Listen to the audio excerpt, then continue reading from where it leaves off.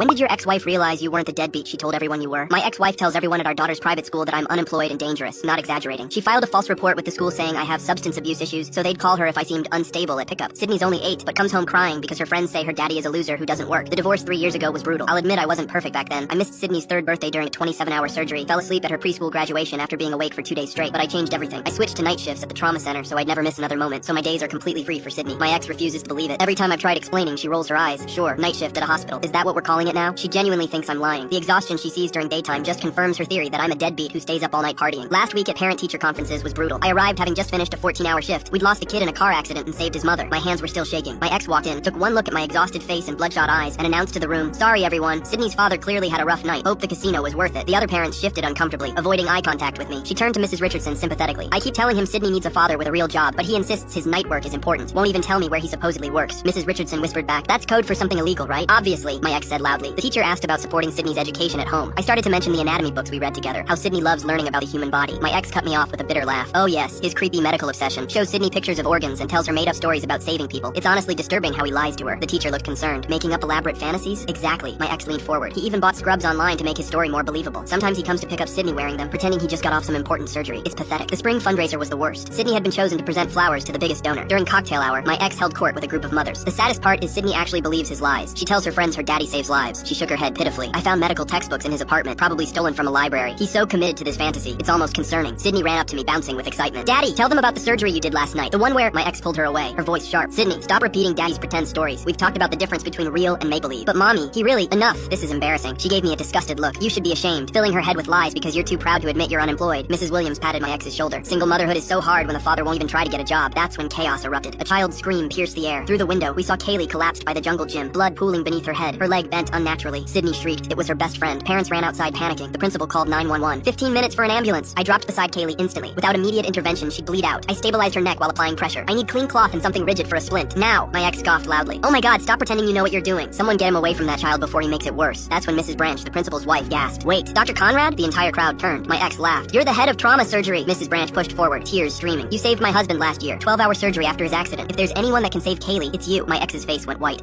"No, he doesn't even have a job." "He works every night," Mrs. Branch corrected. "The staff told me he switched his entire schedule 3 years ago to be available for his daughter during the day." Parents stared at my ex in shock. "You said he was unemployed," someone whispered. "You told us he was a deadbeat who refused to work," Mrs. Richardson said slowly. "You made us feel sorry for you." Sydney pulled free from her mother. "I told you daddy was a doctor. I told you every day, but you said I was lying like him." My ex stammered. But he never—" The exhaustion, the bloody clothes." As the ambulance arrived, the paramedic's face lit up. "Doc Conrad, Kaylee's going to make it because of you." The crowd surrounded Sydney with protective hugs while my ex stood alone, her face burning with humiliation. That night, she sent one text. "Why didn't you try harder to tell me?"